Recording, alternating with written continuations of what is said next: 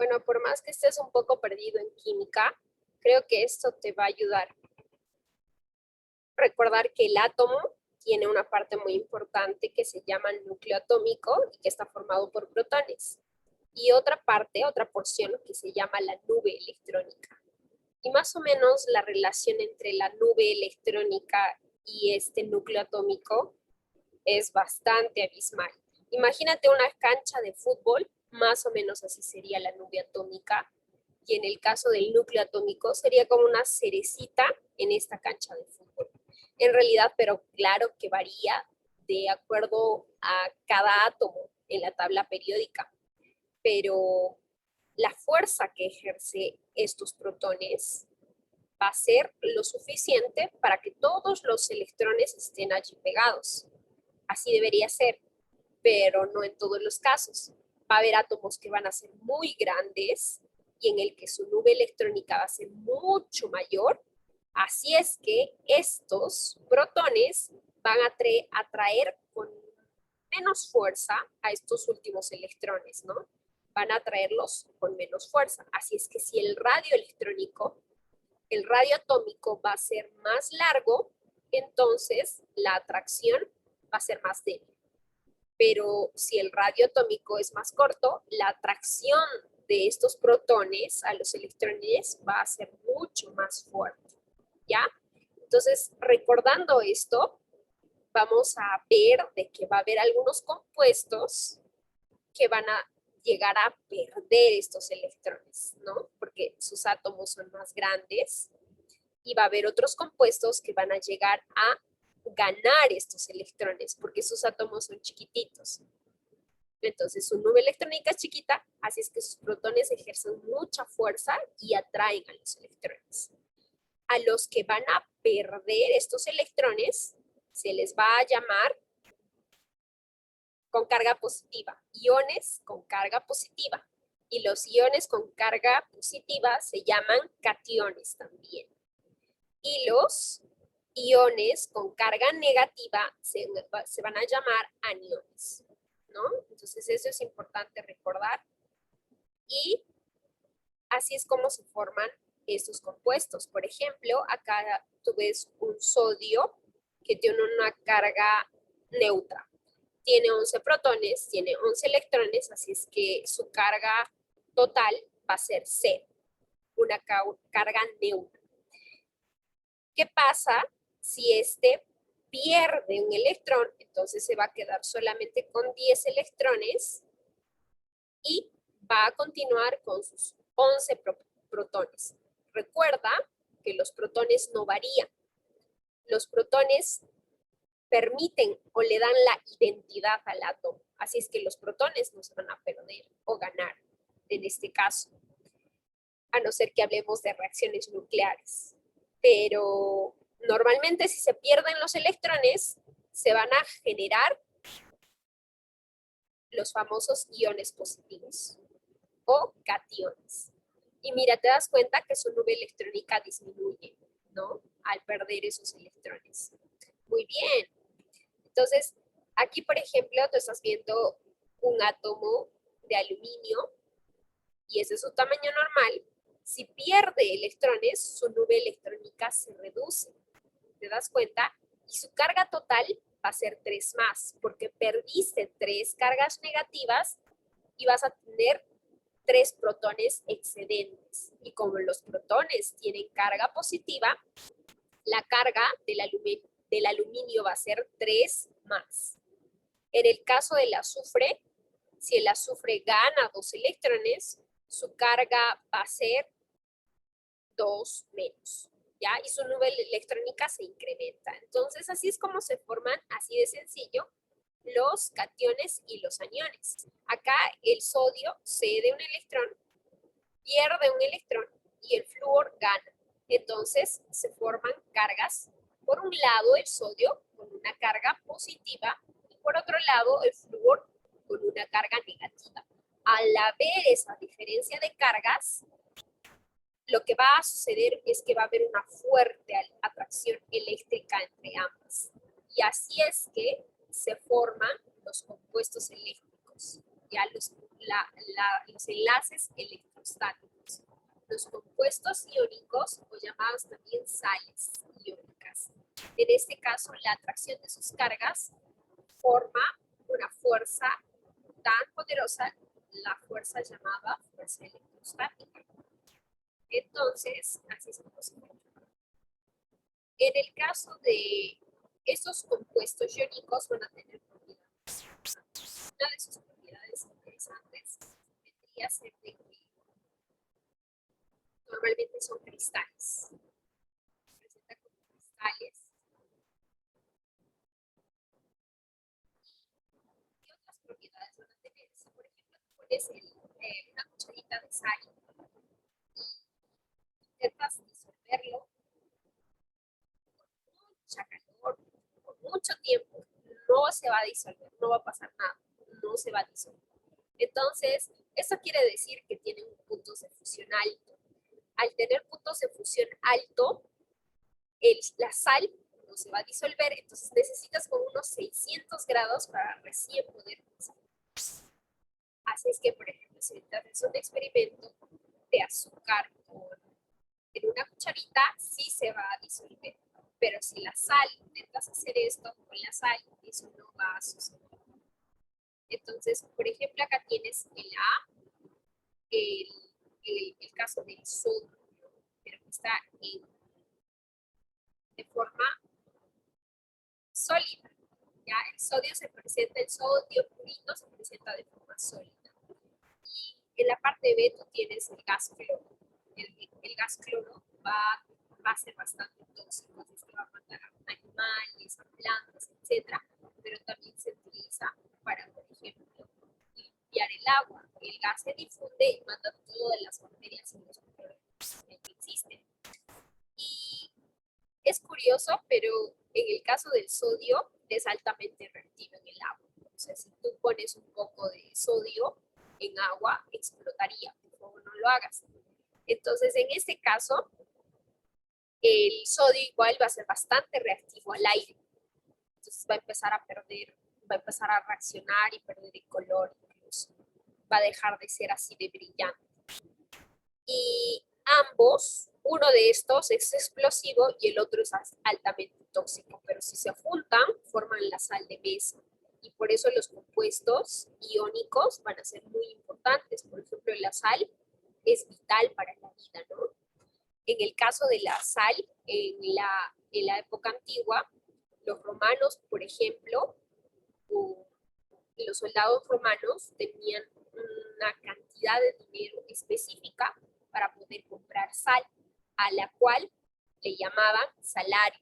De ahí viene la palabra salario. Entonces, por ejemplo, otra cosa interesante es de que en el caso de la sal, se utiliza como conservante. Al sacar el agua de las células, lo que va a permitir, al no haber humedad, tampoco no va a haber microorganismos, entonces es un buen conservante también. Y también se usa con propiedades antisépticas, incluso cuando uno no tiene colinos, podrías utilizar sal y vas a quedar con la boca limpia, solo que salaba por un momento. Entonces, en países de África y todo eso se utiliza la sal, por ejemplo, como una pasta dental. Y bueno, en puntos óptimos, en condiciones óptimas, va a regular el nivel de la sangre y la tensión arterial, pero por supuesto tiene que ser en las proporciones adecuadas, porque ahora hay problemas por el uso de la sal, por ejemplo, ¿no? Y cuando la sal, que es un pésimo conductor, se disuelve en agua, llega a ser un buen conductor. Así es que este agua con azúcar no prende el foquito, o sea, no conduce la electricidad, es un mal conductor eléctrico. Pero en este caso, el agua con sal va a conducir perfectamente la energía.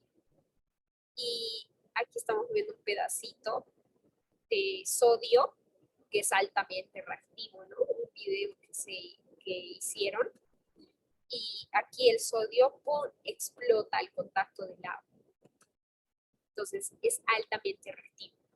Interesante de que Por separado, estos pueden hacerte mucho daño, pero juntos forman la sal, un componente vital para la vida. Sin la sal, pues las células explotarían por tener bastante cantidad de potasio dentro. Entonces perderías agua, te deshidratas, ¿no? Solamente la sal permite que se regule, por ejemplo, la turgencia de las células, así es que es muy vital en muchos procesos. ¿Y entre quiénes se da el compuesto iónico? Entre los metales y entre los no metales. Entonces, si te das cuenta, los metales van a tender a tener un átomo más grande. Entonces, el francio, que es el átomo más grande de la tabla periódica, también es el cesio. Estos van a tender a perder sus electrones. Como son átomos muy grandes, entonces la fuerza con la que el núcleo atrae a los electrones es tan baja que pierden sus electrones, pero en cambio estos átomos pequeñitos van a tender a ganarlos. Por esa razón es que estos no metales van a llegar a tener una carga negativa y estos metales llegan a tener una carga positiva. Así es que se va a formar una carga negativa y positiva y eso va a generar una fuerza electrostática, ¿no? Una atracción de positivos con negativos. Y por lo tanto se va a formar el enlace iónico. Un ejemplo del enlace iónico que hemos visto es el cloruro de sodio, ¿no? Y la relación entre estos es 1:1, ¿cierto? Pero es diferente el aluminio y el oxígeno. El aluminio va a llegar a tener carga 3 positivo. Por aquí está el aluminio. Entonces, aquí está. ¿Es un metal o un no metal? ¿Te quedaste en duda? Miras tu tabla. En este caso, este es un metal. Entonces va a llegar a tender a perder sus electrones. ¿Y cuántos electrones pierde? 3. Así es que se va a quedar con una carga 3 positiva por el exceso de protones que tiene. Y el oxígeno, ¿qué es el oxígeno? Está en el grupo 16 y el oxígeno es un no metal. Exacto. Entonces, como es un no metal y un metal, va a haber atracción entre los dos. Los no metales van a llegar, ¿qué? ¿Te recuerdas? Llegan a ganar electrones. Entonces, como este va a ganar electrones, ¿cuántos electrones? En este caso, 2 electrones. Ahí tienes un ion positivo, el aluminio, 3 más, y un ion negativo, el oxígeno.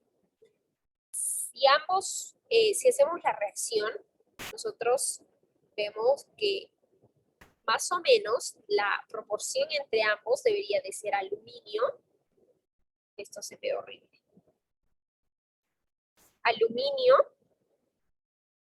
y oxígeno. Entonces tú ves acá que tienes 2 de aluminio y 3 de oxígeno. Eso te quiere decir en realidad tu fórmula. 2 átomos de aluminio y 3 átomos de oxígeno. No se refieren a las cargas. ¿Pero por qué están en esa proporción? Normalmente los compuestos necesitan neutralizarse, o sea, la carga tiene que ser 0, la carga total tiene que ser 0. ¿Ya? En este caso, para que la carga total sea 0, pues ¿cuántos aluminios tendrías que tener? Acá tienes 3 positivo y el oxígeno 2 negativo.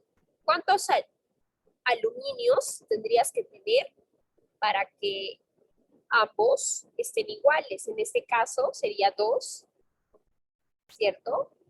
Y en el caso del oxígeno tendría que ser 3. 2 por 3, 6. Y acá 3 por 2, 6. 6 positivo y 6 negativo, la carga total 0. Entonces, por esa razón es que se pone esa proporción. La fórmula quiere decir de eso. La relación que existe entre los cationes y los aniones. Y esa relación siempre va a permitir de que la carga total del compuesto sea negativa. Entonces, pero algo interesante es que no te dice O sea, por ejemplo, si dibujamos el cloruro de sodio, esta fórmula no te dice la disposición de los átomos en el espacio, no te dicen cómo se encuentran. Normalmente nos podemos imaginar que el cloruro de sodio es un montón de compuestos de cloruro de sodio y cloruro de sodio por acá, cloruro de sodio por ahí, pero no es así. Más bien, las fuerzas de atracción van a ser fuerzas isotrópicas. ¿Qué quiere decir eso? Las fuerzas isotrópicas quiere decir de que el mismo enlace va a estar en todas las direcciones. Entonces, más o menos nosotros, cuando pensamos en el enlace iónico, es un enlace que va en todas las direcciones, ¿no? Ahí está, en diferentes direcciones. Muy bien, entonces más o menos al final se forma una red. Y una red bidimensional como se ve aquí, no, sino una red tridimensional como se ve en la figura B. Y es así que esta red que forma es tan compacta que no es como que vamos a romper un enlace y de repente liberamos el sodio y el cloro. No, sino que vas a necesitar demasiada energía para romper estos enlaces. Ya entiendes ahora por qué los compuestos iónicos tienen esa propiedad de tener un punto de fusión tan alto. En el caso del cloruro de sodio, 600 grados para que los puedas separar, ¿no? Entonces, ¿por qué? Porque forman redes. Y al final de este video podemos ver que los compuestos iónicos se forman por la unión de un catión y un anión, y esos aniones y cationes surgen por la ganancia o la pérdida de los electrones, ¿cierto? Y otra cosa es de que por separado estos compuestos tienen propiedades completamente diferentes, ¿no? Y cuando se juntan, forman esos compuestos iónicos que tienen propiedades similares, por ejemplo, el ser sólidos, uno de ellos, otro de tener un punto de fusión alto, y finalmente de que son pésimos conductores, pero si se disuelven, son buenos conductores.